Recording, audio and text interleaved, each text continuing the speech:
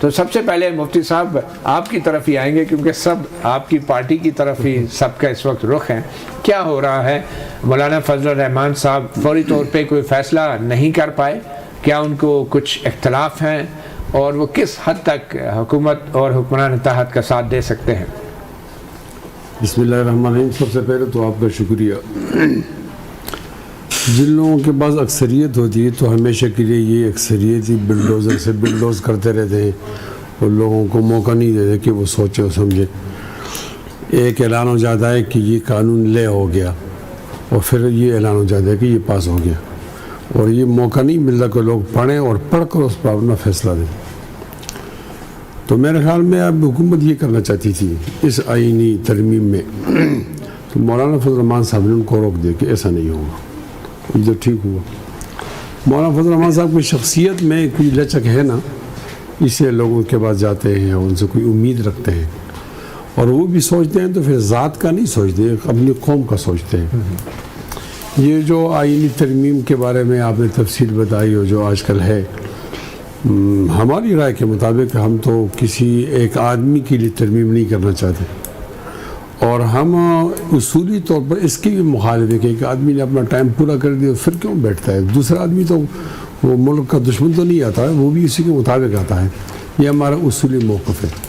ان حضرات کا آنا جانا بہت زیادہ ہوا تو لوگ سمجھتے تھے کہ ہو سکتا ہے وہ ہم پر اثر انداز ہو، لیکن کسی کے آنے سے آپ کی دلیل کی قوت کمزور نہیں ہوتی.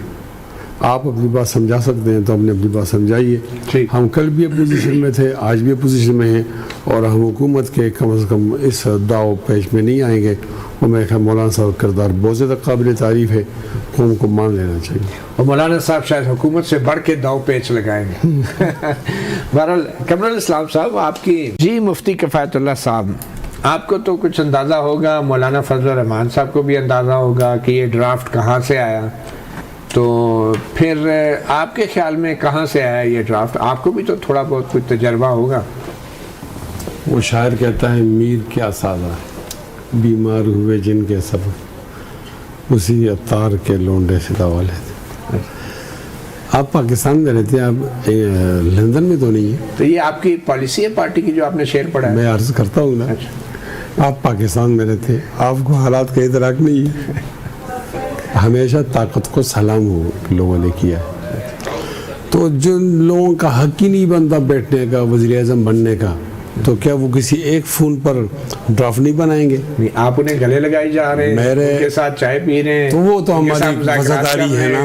ہم دروازہ تو بند نہیں کر سکتے. حق نہیں بنتا. ہمارا میں عرض کر رہا ہوں نا، میری رائے کے مطابق 180 سیٹیں محمد صاحب لوگوں کی ہیں. وہ 180 سیٹیں لے کر کسی اور کو دیے گئے تو یہ لوگ اپنے ووٹوں سے آئے، یہ اپنے اختیار چلا سکتے ہیں. تو آپ بھی کہہ رہے ہیں کہ آپ کی پارٹی کو اس آئینی ترمیم کا حصہ بننا ہی نہیں چاہیے؟ خیر دیکھا، آپ ادھر ہی رہتے ہیں نا. اچھا، کام رہنا تو آپ نے یہیں ہے نا، کام چلا. اور کسی آدمی کو آپ اس طرح واپس بھی تو نہیں کر سکتے. اس کو بدعت سمجھ کے کر دیں. نہیں، اپنی رائے بھی آپ منوائیں گے نا. ابھی آ رہی ساری بات ہے نا. اس کو مکروہ فعل سمجھ کے کر دیں گے. کیا کریں گے؟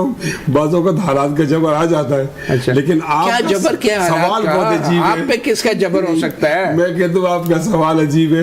اسلام آباد میں بیٹھ کر آپ پوچھتے کس نے کہا؟ نہیں، آپ بتا دیں. مطلب اس کو کیا مکروہ فعل سمجھ کے آپ سپورٹ کریں گے؟ کیا کریں گے میرے خیال ہے؟ جس کا نہ گناہ نہ ثواب. میں یہ سمجھتا ہوں کہ قاضی فائزی صاحب کا چہرہ ان کو اچھا لگا ہے، ان کو مزید خدمت کا موقع دیتے ہیں، اور آنے والی چیزوں سے ان کو خطرہ لگتا ہے. تو ظاہر ایسے ہی ہوتا ہے، 76 سال سے ایسے ہی ہوتا ہے. آج بھی ایسا ہو رہا ہے. میں خیال آپ قاضی فائز عیسیٰ کو مزید ان کے آئینی عدالت کا سربراہ بنانے کے حق میں اگر کوئی ایسی تجویز ہے؟ میں تو کہتا ہوں ان کو اب ٹائم پورا کر کے چلا جانا چاہیے. اچھا، یہ ان کے لیے بھی عزت ہے اور ہمارے لیے بھی عزت ہے ہماری. اور اگر نہیں جائیں گے تو کیا کریں گے آپ؟ دیکھو یہاں تو مشرف بھی آئے اور بیٹھا رہا، تو ہم کیا کر سکیں؟ ہاں، اپنی رائے دیں گے. بلکہ آپ تو 17ویں ترمیم کا بڑا فعال حصہ تھے. ہاں، بس ہمارے ساتھ جھوٹ بولا گیا. انجینئر قمر الاسلام